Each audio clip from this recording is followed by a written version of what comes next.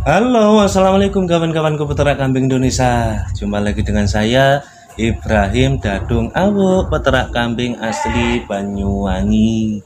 Di kesempatan siang ini kawan, saya kembali akan berbagi pengalaman, berbagi pengetahuan, tentunya di bidang ternak. Mudah-mudahan di dalam video saya ini nanti bisa bermanfaat, bisa menginspirasi buat teman-temanku semua itu tentunya. Ini kawan, dari kemarin sempat saya dapat WA dari teman-teman yang mempertanyakan mengenai cara untuk pembagian hasil untuk hewan yang dirawat sama orang lain. Jadi kalau orang Jawa biasanya bilang bagi hasil sistem gado ya, sistem gado. Karena mungkin dari beberapa teman-teman pemula atau yang punya uang modal cukup biasanya sangat sering mempertanyakan dengan permasalahan itu, Mas, bagaimana cara-caranya untuk pembagian hasil? Karena di wilayah saya bla bla bla bla bla, biasanya seperti itu. Dan beliau sendiri mempertanyakan kalau di Mas sendiri itu bagaimana? Karena beliau juga tahu bahwasannya saya sendiri merawat hewan itu tidak saya rawat sendiri semuanya. Ada, kalau saya boleh menyampaikan ke teman-teman, ada 5 titik peternakan saya yang dirawat sama teman-teman yang lain.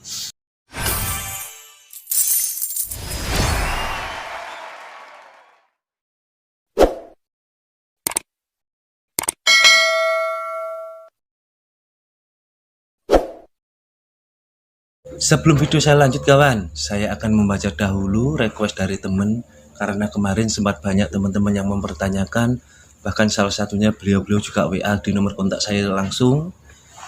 Akan saya bacakan satu dari pertanyaannya. Salah satunya ini. Assalamualaikum Pak, sebelumnya mohon maaf, saya sebenarnya setia Bapak yang selalu mengharapkan kucuran ilmu dan penjelasan dari video YouTube Bapak. Di kesempatan ini saya mau tanya, semoga Bapak tidak keberatan untuk menjelaskan. Yang pertama, saya ingin tanya rincian detail mengenai merawat hewan dengan sistem bagi hasil. Pertanyaan yang kedua, apakah benar dengan merawat kambing saja bisa mencukupi kebutuhan keluarga? Sementara cukup itu mudah-mudahan bermanfaat buat saya dan umumnya buat teman peternak seluruh Indonesia. Oke kawan, coba saya akan menyampaikan, ini yang saya sampaikan itu sesuai dengan kinerja saya selama ini. Jadi saya berani menyampaikan hanya sebatas hasil evaluasi, bahkan yang sudah saya terapkan sendiri langsung semenjak di tahun berapa ya, 2009 kurang lebihnya hingga saat ini.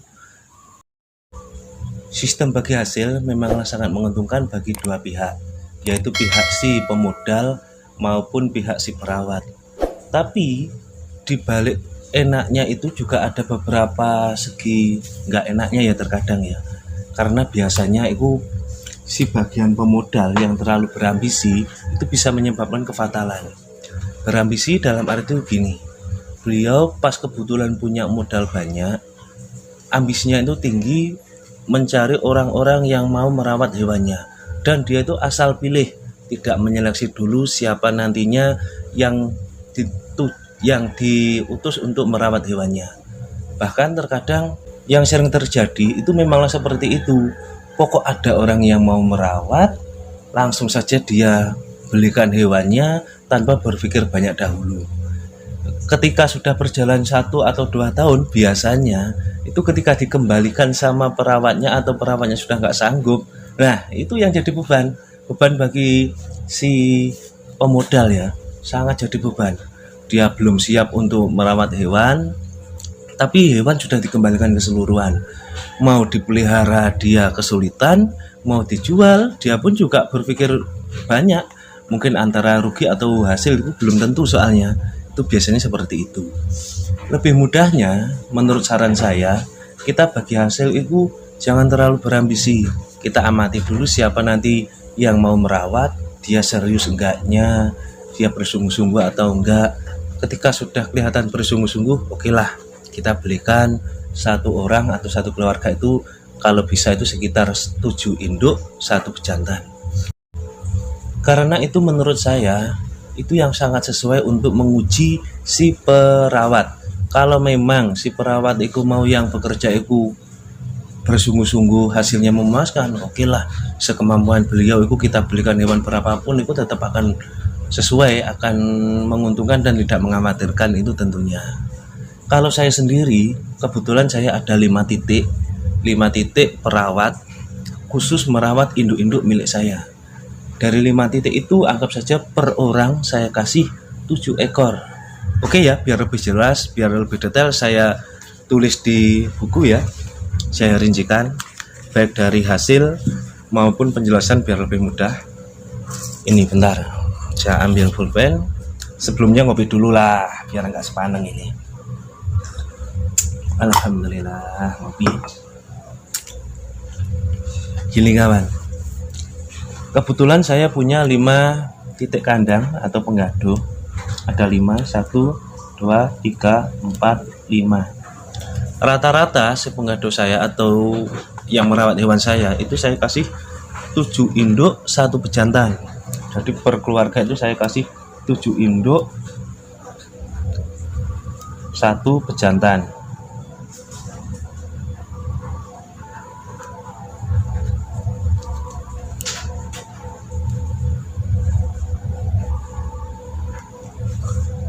Mengenai hasil, kita itu sangat mudah. Kita tanpa bekerja pun kalau memang sudah berjalan itu sangat mudah.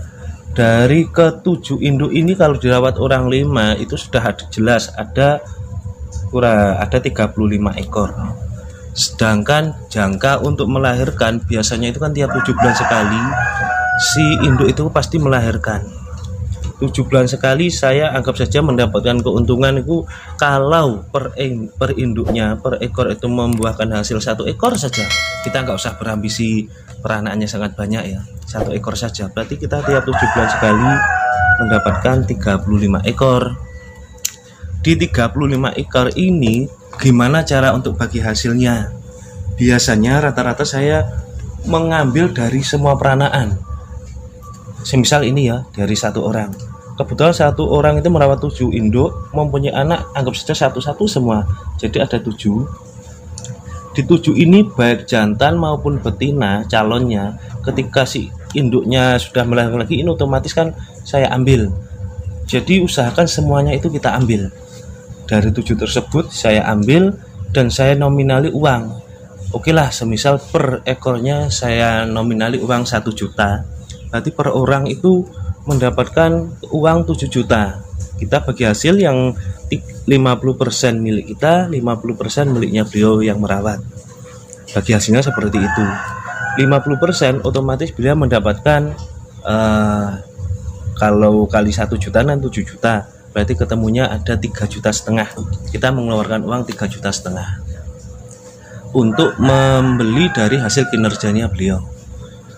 Terus enaknya itu di mana untuk kita sebagai pemodal ya?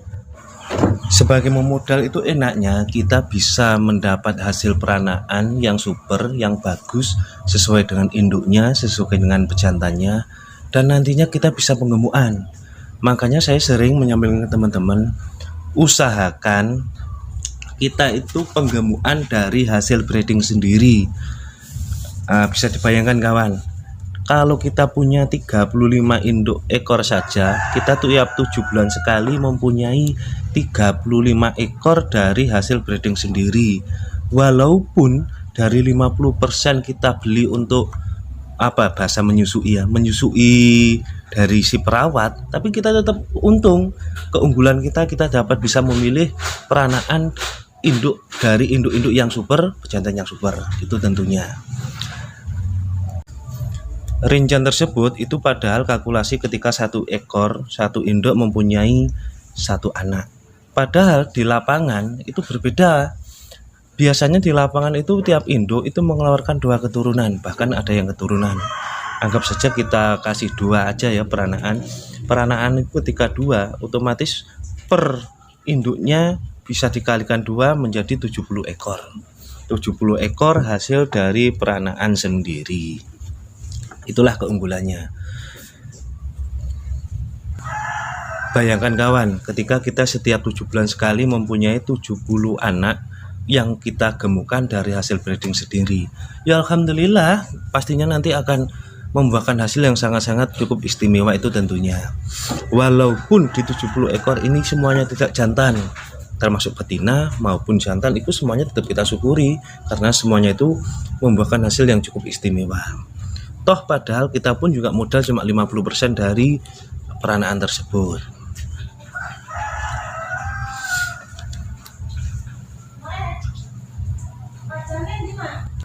Nah sekarang kita membahas tentang si perawat. Apakah untung si perawat tersebut? Nah ini yang bisa jadi pertanyaan juga. Kalau merawat cuma 7 ekor saja memang hanya sebatas sampingan, bukan pekerjaan pokok itu tentunya.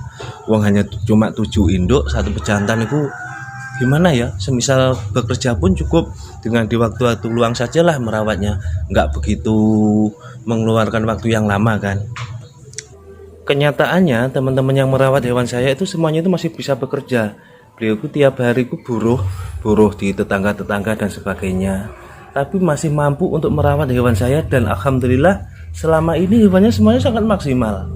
Dalam arti merawat hewan saya itu sebatas sampingan tetapi sangat-sangat dimaksimalkan dan alhamdulillah sangat menguntungkan. Tiap bulan alhamdulillah lah intinya pokok. Jadi bisa untuk sampingan tetap menghasilkan.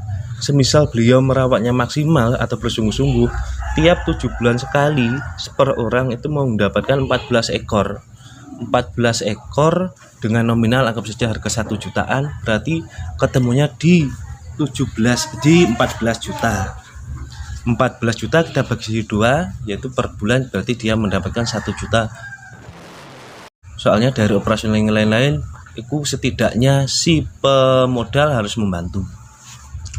Terkadang banyak juga teman-teman yang menanyakan itu gini, Mas, semisal si pekerja itu terima bersih, dalam arti kandang kita yang punya, terus lahan kita sediakan, semua fasilitas kita sediakan, itu bagaimana konsepnya? Apakah sama pembagian hasilnya?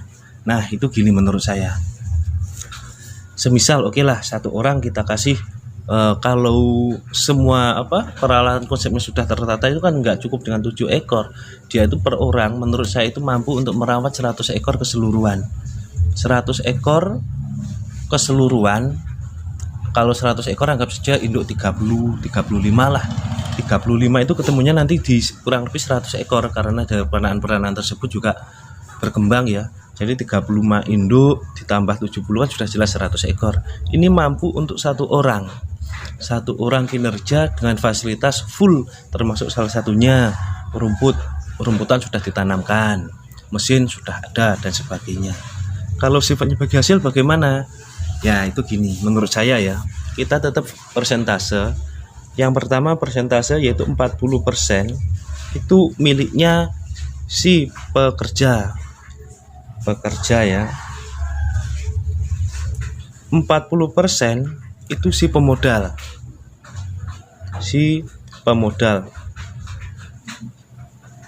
Sedangkan yang 20% ini nominal untuk operasional. Jadi termasuk sewa lahan dan sebagainya itu di 20% dari keseluruhan hasil. Ini tadi kita menghitung dengan induk 35 ekor. Mendapatkan tiap bulan kurang lebih di 70 ekor. 70 ekor peranaan senilai anggap saja rata-rata 1 juta, ketemunya 7 bulan sekali kita dapat untung 70 juta. Kita bagi 40% untuk si pemodal pekerja, 40% si pemodal, dan 20% untuk biaya operasional dan lain-lain. Itu kalau sistemnya biasanya bagi hasil yang sifatnya semua modal kita tanggung keseluruhan. Tapi yang tadi ya, mohon maaf yang sempat tadi saya sampaikan 50% yang ini tadi ya, yang awal tadi, itu sebenarnya bukan 50%, ini hanya hitungan saja untuk di awal. Jadi si pekerja itu biar lebih semangat ketika kita kasih modal seperti ini. Walaupun keseluruhan kita tidak menanggung, termasuk kandang dia biasanya bikin sendiri, rumput dia mencari di mana-mana, itu terserah, memang kita serahkan ke beliau sendiri ya, yang bertanggung jawab di keseluruhan. Hitungan 50-50 ini hanya sebatas hitungan saja. Yang pastinya ya kita nggak tega lah kalau mengasih cuma 50-50. Anggap saja gini nanti, hitungannya tetap 50% milik beliau, 50% milik saya. Sedangkan kalau saya sendiri, biasanya yang 10% dari yang milik saya itu saya kurang lebihnya itu saya ambil, tetap nanti akan saya kasihkan si pekerja, hitung-hitung untuk beli jamu atau beli obat atau beli sabit dan sebagainya. Nanti ketemunya juga sama dengan yang ini, ketemunya itu sama. Semisal saya 50%, saya kurangi 10%, saya berarti dapat 40% kan. Nah, sedangkan yang ini tadi kan juga sama, si pemodal cuma dapat 40%. Ya, hitungannya itu sama.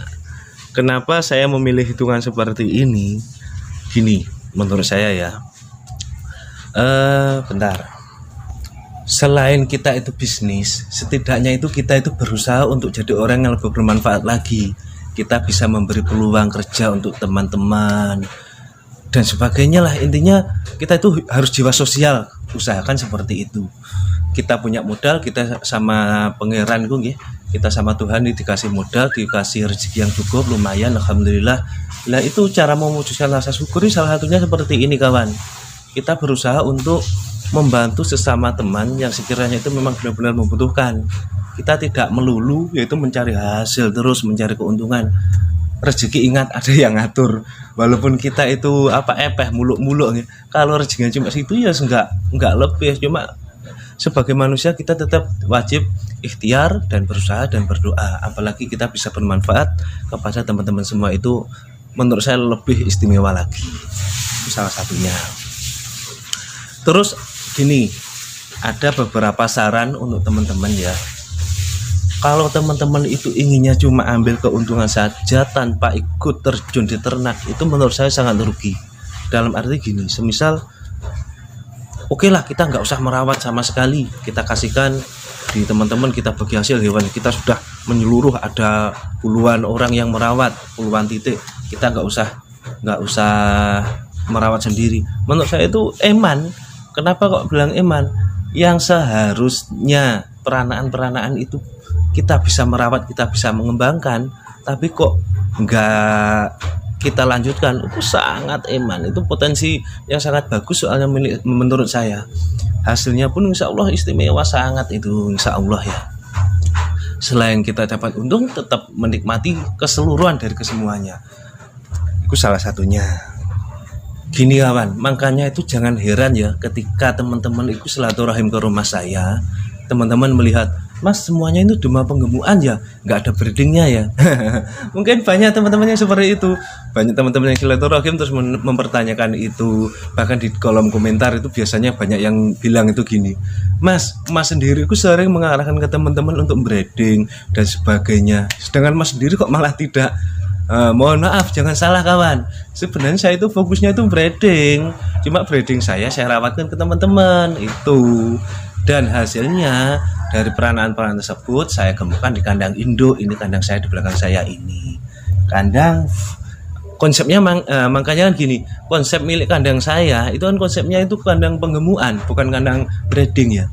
Kalau breeding itu bisa, tapi tetap harus ada kandang koloninya kalau bisa, untuk mengawinkan itu lebih mudah. Tapi sedangkan milik saya kan nggak ada, karena memang dari awal konsepnya kandang pengemukan dari hasil breeding saya sendiri. Oh iya kawan, biasanya itu banyak teman-teman juga bertanya itu gini, Mas enak mana kita rawatkan ke orang itu dengan membelikan induk sama membelikan bibitan-bibitan. Maksudnya bibitan biasanya kan di sistem sistem penggemukan. Rata-rata teman-temanku banyak yang berpikir itu gini, enak sistemnya itu bagi hasil sistem penggemukan, dalam arti nanti saya belikan dengan modal sekian, terus ketika hasil nanti kita bagi dua. Biasanya banyak yang seperti itu. Tapi kalau menurut saya pribadi lah ya, kalau saya sendiri itu kurang sepakat dengan sistem yang seperti itu. Saya tetap akan lebih cenderung memberi gaduan itu, memberi ya hewan itu kalau bisa tetap induk. Apalagi dengan konsep saya itu gini. Mungkin kalau saya sendiri konsepnya itu beda dengan teman-teman yang lain, karena memang saya sudah berjalan lama ya.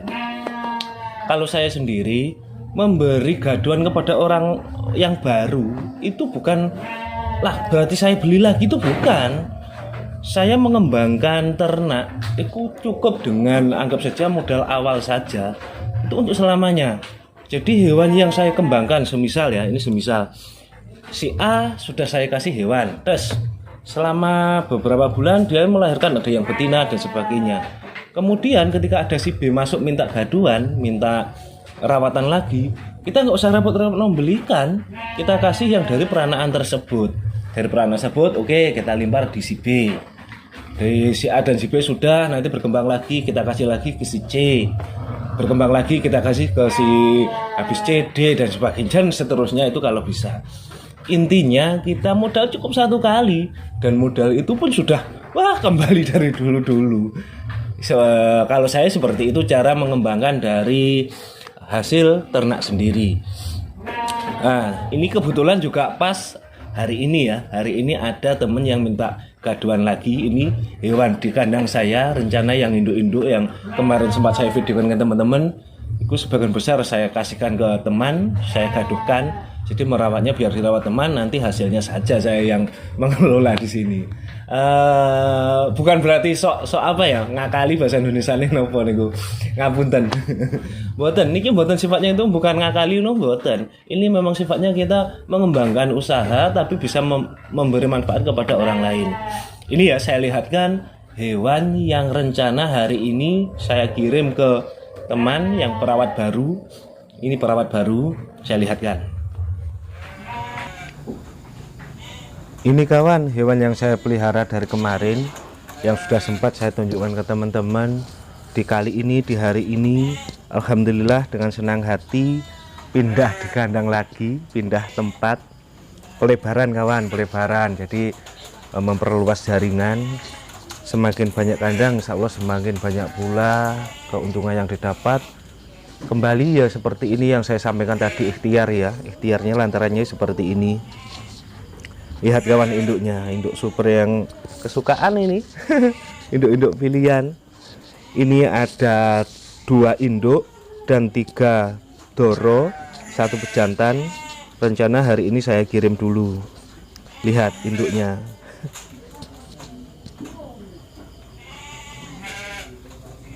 Ini pejantan yang masih usia agak muda. Memang karena beliau ini untuk awal ya, jadi biar lebih nantinya biar dewasa di kandangnya beliau sendiri.